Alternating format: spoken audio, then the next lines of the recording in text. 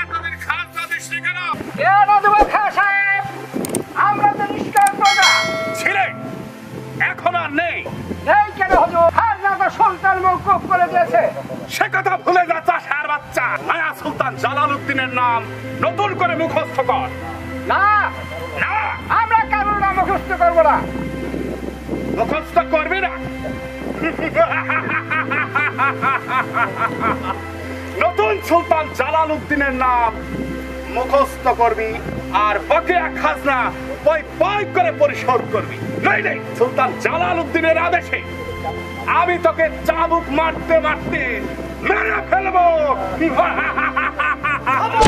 সুলতানের লবণ আর একবার চাবুক উত্তোলন করলে আমার এই হাতের লাঠি দিয়ে আপনার ওই শয়তানি ভরা মাথাটা আমি ছাতুক। তুই কাম্বা স্বয়ং সেনাপতি আকরাম খান সাথে লড়তে এসেছি। লড়াই করেই তো বেঁচে আছি মিয়া। এই পাহাড়ের বুকে যুদ্ধ করে পেটের খোরাক জোগাড় করে আর শত্রু হলে তাদের মাথায় বসিয়ে দেই অসুর দমনের হাতিয়ার। মারা মারা দিবাকর, তোমার হাতের লাঠি দাও এই শয়তানের মাথার। তার আগে তোর দিবাকর চিরদিনের মতো অস্ত চলে যাবে এই সামন্ত রাজ্যের কহিন কবরে।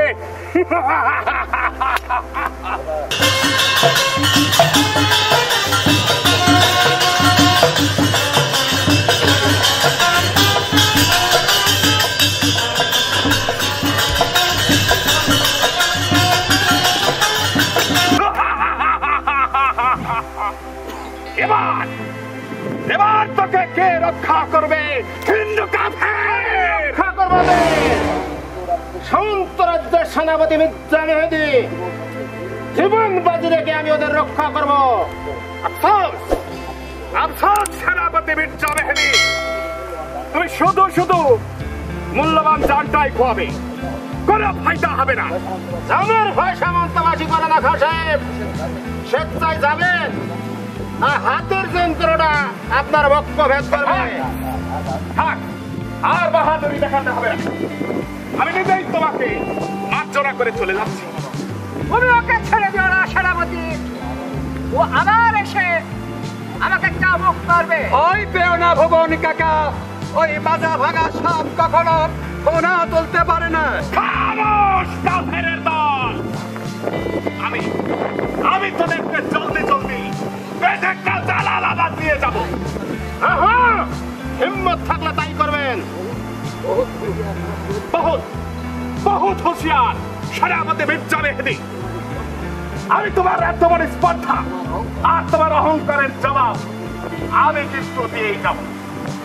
তুমি তুমি সুলতান কুতুবউদ্দিনের একমাত্র সিপাহ সালার আকরাম খানকে অপমান করেছ। তার জবাব আমি হিস্সা মোতাবেক দিয়ে যাব। সেদিন গোটা রাজ্য থাকবে আকরাম খান দু পায়ের তলায়। এই আমার জীবনের শেষ কসম। তাহলে তুমিও শুনে যাও আকরাম খান।